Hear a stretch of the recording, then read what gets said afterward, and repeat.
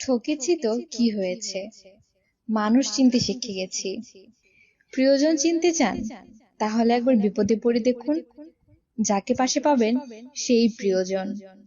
শিক্ষা শুধু বই থেকে নয়, কাছের মানুষের থেকেও পাওয়া যায়।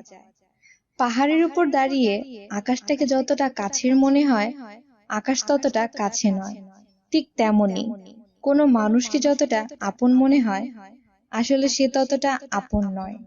আমি চেষ্টা করি সবসময় সবার সাথে ভালো ব্যবহার করতে, কারণ আমি সারা জীবন থাকবো না, কিন্তু আমার স্মৃতিগুলো সারা জীবন মানুষের মনের মধ্যে থাকবে।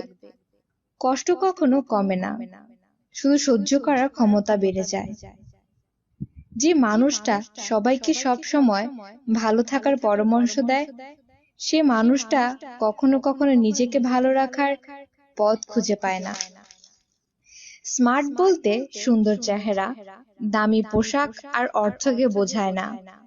জ্ঞান, বুদ্ধি, বিবেক, যুক্তি আর সচেতনতা যুক্ত ব্যক্তি হলো প্রকৃত স্মার্ট। সাফল্য তার কাছে এসে ধরা দেয়, যার কথার চেয়ে কাজের পরিমাণ বেশি। কারণ যে নদী যত বেশি গভীর, তার বয়ে যাওয়া শব্দ তত কম। কাউকে ঠকিয়ে যারা নিজেকে বড় ভাবে, তারাও একদিন ঠকবে। অপেক্ষা শুধু সময়ের। জীবনে পিছিয়ে পড়া বলে কিছুই নেই। মনে রাখবেন, টিকিটের লাইনে শেষ ব্যক্তিটাও একসময় কাউন্টারের সামনে ঠিক পৌঁছে যায়।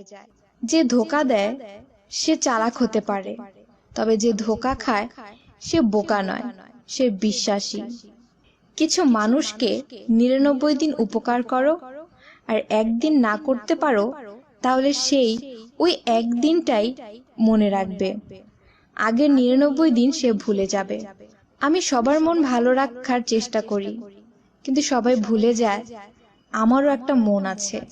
নিজেকে ভালো রাখার দায়িত্ব সবসময় নিজেই নিতে শিখুন, কারণ খারাপ থাকলে কেউ আপনাকে ভালো রাখতে আসবে না। জীবনে খারাপ সময় আসাটা খুবই দরকার, না হয় মুখোশ পরা বেঈমানগুলোকে চেনা যায় না। কষ্টের কথা সবাইকে জানাতে নেই, নিজের মধ্যে রেখে দেওয়াই উত্তম। খুব আপনজনের কাছেও নিজের দুর্বলতা প্রকাশ করা উচিত নয়, কারণ খারাপ সময়ে তারা সেই দুর্বল জায়গাতেই আঘাত করবে। ট্রেনের মধ্যে খেলনা বিক্রেতা আজ একটা কথা বলে গেল, আপনার বাচ্চারা খেললে আমার বাচ্চা খেতে পারবে।